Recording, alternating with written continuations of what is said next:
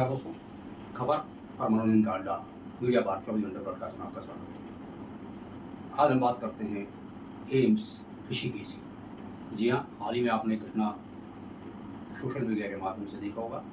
AIIMS Rishikesh में एक resident doctor द्वारा नर्सिंग स्टाफ के साथ छेड़छाड़ की घटना ऑपरेशन थिएटर के अंदर हुई और जिसको लेकर के काफ़ी हंगामा एम्स ऋषिकेश में बरपा। इस पूरी घटना के बाद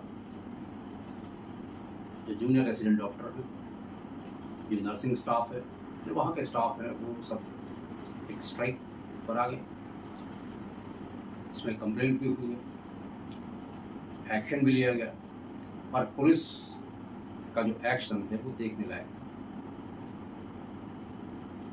पूरे प्रकरण में ऐसा प्रतीत हो रहा था जैसे मानो फिल्म सिंघम की शूटिंग चल रही हो और पुलिस की जीप इमरजेंसी हॉल के अंदर जो टेम्पररी वार्ड बनाया गया कोविड के बाद, उस टेम्पररी वार्ड में पूरी जीप घुसती चली जाती है। हालांकि हमारी एम्स प्रशासन, एम्स के पीआर डिपार्टमेंट के लोगों से इस संबंध में बातचीत हुई, हमने उनसे पूछताछ की तो पता चला कि जो सिचुएशन उनकी इस तरीके से थी कि पुलिस जो पीछे से रैंप की ओर नहीं जा पाए, तो इसलिए उन्हें मजबूरी में वहाँ से गाड़ी लेके जाना पड़ा। लेकिन ये कितना सही है कि एम्स जैसे संस्थान के अंदर जहाँ पर बीसीओ पेशेंट दोनों साइड लेटे हों और उसके बीच में एक पुलिस अपनी जीप घुसा देती है और जबरन वहाँ से जाने की कोशिश करती है बिना किसी इन्फॉर्मेशन के, बिना किसी इंटीमेशन के। ना उनको पहले कभी हटाया गया वहाँ से, और जितने भी तामेदार हैं ऐसी कोई घटना भी घट सकती थी, पुलिस के वाहन से कोई कंट्रोल खो सकते थे, तो वहाँ पर कम से कम 8-10 लोगों के ऊपर वो गाड़ी चढ़ सकती थी, कुछ भी हो सकता। लेकिन एम्स प्रशासन ने इसके ऊपर तनिक भी ध्यान नहीं दिया और कई मरीजों की जिंदगी खतरे में डाल दी। हरकत की एम्स के डॉक्टर ने, बदतमीजी की एम्स के नर्स के साथ, लेकिन जान जोखिम में रहा जो हॉस्पिटल में ट्रीटमेंट करवाने आए थे ऐसे ही लोगों का और उनके तीमारदारों का, जहां पर दोनों तरफ सिक्योरिटी गार्ड लगाए जाते हैं और उस हॉल के अंदर से आवाजाही के लिए पूर्णतः रोक है कि आम आदमी या आम पेशेंट या आम रास्ते की तरह उस जगह को जो टेम्पररी वार्ड क्रिएट किया गया है उसको इस्तेमाल नहीं कर सकते। और वहाँ पर बाकायदा सिक्योरिटी गार्ड रहती है दोनों तरफ, मेन एंट्रेंस और पीछे की तरफ से। लेकिन जिस तरीके से पुलिस की जीप एक सिंघम की तरह वहाँ घुसाने की कोशिश की गई, हालांकि प्रशासन ने बताया कि जो स्ट्राइक पे थे उनके साथ झड़प हुई, जो वहाँ के कर्मचारी थे उनके साथ पुलिस वालों की झड़प हुई। लेकिन क्या इस तरीके की हरकत वांछित थी? क्या अगर सिचुएशन 500-700 डॉक्टर वहाँ पर स्ट्राइक कर रहे थे या 1000-1500 आदमी घेराव कर रहे थे, तो क्या पुलिस को और अधिक फोर्स नहीं बुलवाना चाहिए था? एम्स प्रशासन को आगे कंप्लेंट करके और फोर्स उनकी व्यवस्था के लिए नहीं कहना चाहिए था? आप फोर्स बुलवाते, आप आर्मी बुलवाते, आप पीएससी बुलवाते, आप एसडीआरएफ की टीम को बुलवाते। किसी की जान बचानी थी, अगर आपको किसी डॉक्टर की जान बचानी थी, कोई आत्महत्या करने का प्रयास कर रहा है, कोई भी इस तरीके की हरकत कर रहा था, तो कम से कम जो पेशेंट वहाँ पर अपने ट्रीटमेंट के लिए एडमिट पड़े हैं, जो मजबूरी में एम्स आए हैं, उनकी जान के साथ खिलवाड़ तो कम से कम नहीं होना चाहिए था। जहाँ पर आप साफ सफाई की बात करते हैं वहाँ पर एक जीप अंदर घुसती है पुलिस की और वो रैंप पर चढ़ जाती है, तो कोई फिल्मी शूटिंग नहीं है। All these things is not practical and intolerable. I don't know AIIMS प्रशासन इसमें क्या कर रही है और क्या करेगी, क्या एक्शन लेगी?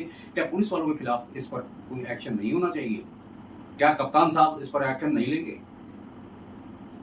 क्या माननीय मुख्यमंत्री उत्तराखंड के जो हैं वो इस विषय पर, यह अति संवेदनशील विषय है कि मरीजों के कमरे में, मरीजों के जो टेम्पररी रूम क्रिएट किया गया है एडमिट करने के लिए पेशेंट को, वहाँ पर जीप घुसा देना कितना सही है? क्या पुलिस प्रशासन को वहाँ पर प्रतीक्षा करके बाकी टीम को नहीं बुलाना चाहिए था। रेस्क्यू के लिए अगर किसी को करना था तो दूसरा मेथड भी ऑप्ट किया जा सकता था, वो क्यों नहीं किया? ये एक बहुत बड़ा प्रश्न है कि लोगों की जान से खिलवाड़ नहीं होना चाहिए। हालांकि एम्स में रोज स्ट्राइक का मामला चलता रहता है, कभी टेंडर के मामले चलते हैं, कभी कर्मचारी हैं जो जूनियर रेजिडेंट के अंदर जो सपोर्टिंग स्टाफ है, जो नर्सिंग स्टाफ का सपोर्टर है, ऐसे लोगों को जो 10,800 रुपये की सैलरी जो वो भी नहीं दी जा रही है, या उनको रोका जा रहा है, या उनकी छटनी की जा रही है, और कई सारी अनियमितताएं जो वहाँ पर सुनने को मिली और रोज स्ट्राइक देखने को मिलते हैं। आज भी वहाँ पर स्ट्राइक था ऐसे ही लोगों का, लगभग 700 साढ़े 700 का जो ऐसा स्टाफ है जिनको कम सैलरी दिया जा रहा है, 10,800 रुपये की सैलरी उनको दी जाती है, जबकि जो ठेकेदारों को, जो जिनको टेंडर दिया गया है, उनको एम्स प्रशासन कितना पैसा देता है इसकी जांच होनी चाहिए। और इतना मार्जिन जो 5 से 7 हज़ार रुपये की कमीशनिंग की बात हो रही है, तो ये क्यों और कैसे और किसके कहने पर किसके लिए किया जा रहा है, ये गंभीर विषय है। आज वैसे ही बेरोजगारी का दौर चल रहा है, और ऐसे बेरोजगारी के दौर में जो युवा हैं उनका शोषण सिर्फ एम्स अस्पताल में ही नहीं, कई सरकारी विभागों में भी चल रहा है। वो चाहे माध्यम पीआरडी का हो, चाहे वो उपनल का हो, हर जगह कमीशन का सिस्टम है।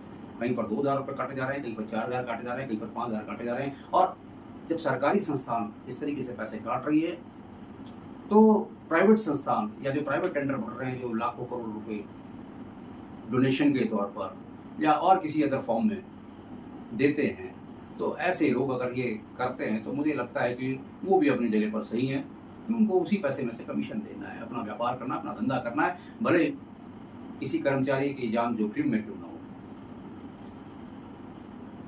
जो एम्स ऋषिकेश अच्छे इलाज के लिए उत्तराखंड की वादियों में, ऋषिकेश में मशहूर हुआ करता था, आज वो नेशनल लेवल नहीं, इंटरनेशनल लेवल तक फेमस हो गया है सिर्फ इस प्रकरण की वजह से।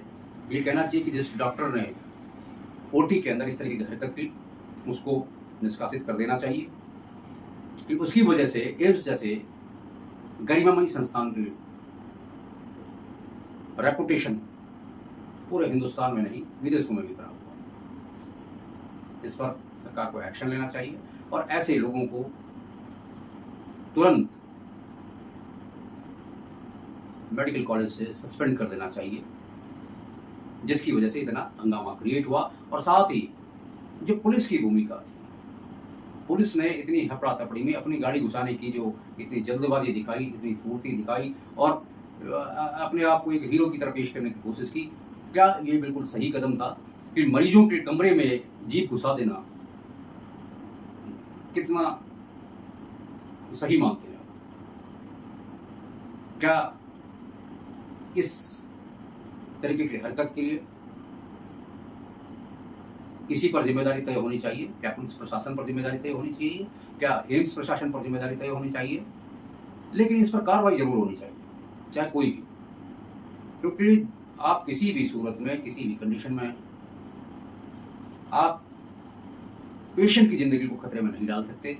जो आप सिक्योरिटी की बात करते हैं, जो आप एंटीवायरस, इन्फेक्शन और दुनिया भर के रेडिएशन और कई सारी चीज़ें की आप बात करते हैं, आज उसका क्या महत्व रह गया फिर?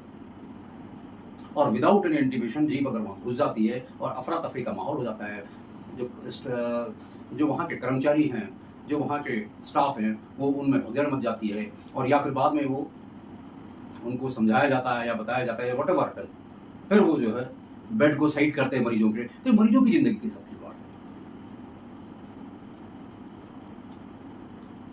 अगर इतनी इमरजेंसी थी, इतना इंपॉर्टेंट था, तो मुझे लगता है कि फिर रेस्क्यू के लिए बाहर विदेशों में भी होता है, हेलीकॉप्टर का प्रयोग किया जाना चाहिए था, अगर ऐसी कोई घटना थी तो। अन्यथा पुलिस बल को बुलाया जाना चाहिए था, पुलिस प्रशासन को बुलाया जाना चाहिए था, उसी से फिर इस कार्रवाई को आगे की जानी चाहिए। तो दोस्तों, ये एक गंभीर विषय है और इस पर कार्रवाई अवश्य होनी चाहिए। अब हम फिर हाजिर होंगे एक नए मुद्दे के साथ। देखते रहिए खबर और मनोरंजन का अड्डा, मीडिया पार्क 24 घंटे ब्रॉडकास्ट। नमस्कार, जय हिंद।